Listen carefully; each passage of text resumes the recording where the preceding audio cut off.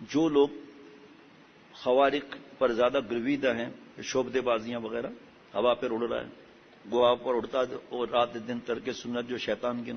حضرت مجدد سے کسی نے کہا کہ ایک آدمی اس طرح اوپر ہو جاتا ہے، فرمایا تمہیں میں ایک ترکیب بتاتا ہوں، تم ٹیبل پر یہ اس طرح کوشش کرتے رہو، دیکھو ٹیبل بھی اوپر ہو جائے گی۔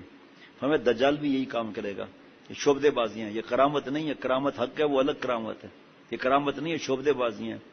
جناب بتا دیا کہ گائے کے پیٹ میں انگوٹھی ہے، گائے کو کاٹ ڈالا، اگر نہیں ہو تو 2 لاکھ لے لینا، واقعی انگوٹھی نکل آئی اسے، اب وہ پتا چلا سجدہ ہو رہا ہے، اللہ تعالیٰ رحم فرمائے۔ ہے جی، بزرگ بنے ہوئے ہیں، بڑے بڑے افسران پہنچتے ہیں کہ کوئی وظیفہ دو، ہماری رشوت میں اضافہ ہو جائے، اور بزرگ اس کو کہہ رہے ہیں، عورتیں بھی جا رہی ہیں اس کے پاس۔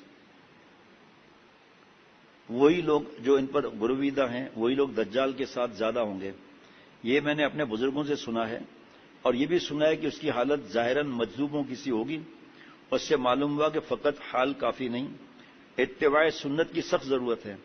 جو لوگ فقط حال اور جذب کو دیکھتے ہیں اور اصلاح کو لازم، تصوف کو لازم نہیں سمجھتے، ان کا دجال سے بچنا بہت مشکل ہے۔ یہ بھی فرمایا کہ دجال سارے کام کر لے گا، بتاؤں میرے خیال میں یہ 10ویں یا 11ویں مرتبہ پڑھ رہا ہوں، دجال سارے کام کر لے گا مگر سنت پر عمل اس سے نہیں ہوگا۔ ہم لوگ سنت کی اہمیت کہاں دیتے ہیں؟ حضرت شیخ الاسلام مفتی تقی عثمانی صاحب دامت برکاتہم فرماتے ہیں، مجھے اپنے علماء ساتھیوں پر غم ہوتا ہے، وہ کہتے ہیں یہ سنت جو ہے یہ فرض واجب تو ہے نہیں، مستحب ہے۔ ہمیں کاش ان کو پتا چلے کہ کس کے زبان مبارک سے یہ دعائیں نکلی ہیں، ہر دعا میں اللہ سے مانگنا ہے یا پناہ مانگنا ہے، کاش کے ترجمے کی طرف دھیان جائے۔ تو اب جب یہ حالت ہے، آپ سوچو کہ سنت کی اتباع نہیں ہوگی تو کیا حال ہوگا۔ ایک شخص نے کہا یہ بھی حضور صلی اللہ علیہ وسلم کا معجزہ ہے، دجال سنت پہ عمل نہیں کر۔ فرمایا واقعی؟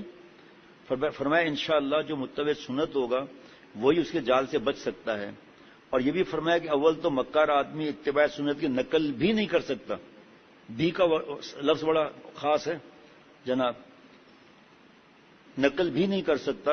دوسرے سنت کا جو اثر ہوتا ہے وہ با اعتبار حقیقت کی ہوتا ہے، تو وہ روح یعنی حقیقت کہاں سے لائے گا؟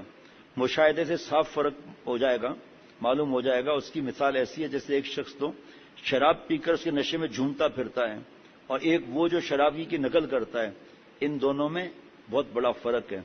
فرمایا کہ میں نے خواب میں ایک مرتبہ دجال کو دیکھا تو اس کے ساتھ عورتیں اور باجے بہت کثرت سے تھے، اسی واسطے سے میں اس سے بہت خوف کرتا ہوں کہ جو لوگ حسن پرست ہیں اور بد نظری کا مادہ ہے، یعنی جو جوانیاں برباد، یہ جملہ یہاں نہیں لکھا ہوا، جو جوانیاں برباد کرتے ہیں، زنا کے خیالات پکاتے ہیں، لڑکوں کے چکر میں رہتے ہیں، جو لوگ حسن پرست ہیں، بد نظری کا مادہ ہے، وہ اسی کے ساتھ ہوں گے، دجال کے ساتھ ہوں گے۔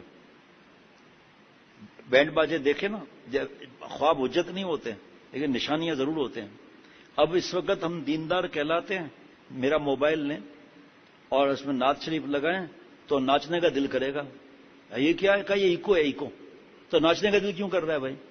بہو بیٹیاں سن رہی ہیں، جتنی بھی سن رہی ہیں اور پھر سنتی بھی ہیں بعد میں بھی، آپ جو کہہ رہی ہیں کہ ایکو ہے، تو آپ کو وہی نعت کیوں پسند ہے جس میں مرد جو ہے وہ اشعار پڑھ رہے ہیں اور ناچنے جیسا ہو رہا ہے؟ اب ایکو ایک حد تک ہوتا ہے، بالکل جیسے یہاں پر بھی ہے، بالکل مختصر۔ اب جب وہ بڑھ جائے گا پھر ساتھ میں اتنے ہمارے پاس مشین نہیں ہے، اتنے بٹن لگے ہوئے اس کے اندر کہ وہ خود بخود موسیقی کا معاملہ معلوم ہوتا ہے۔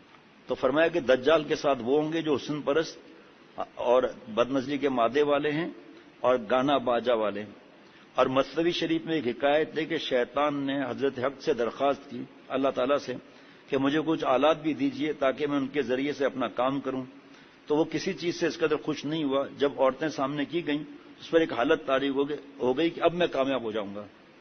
آج کل پیر لوگ اس بلا میں بہت مبتلا ہیں، یہ لوگ حسن پرست بھی ہیں، خلاف سنت بھی ہیں، یہ سنتوں پہ عمل نہیں ہے، حسین لڑکوں کو بٹھایا ہوا ہے، جناب وہ جو کہیں بس وہ سمجھ میں آ جاتا ہے۔ اللہ معاف فرمائے، اللہ تعالیٰ دین کی سمجھ عطا فرمائے تو سب کام بنتا ہے بھائی، دین کی سمجھ نہیں تو پھر کچھ بھی نہیں۔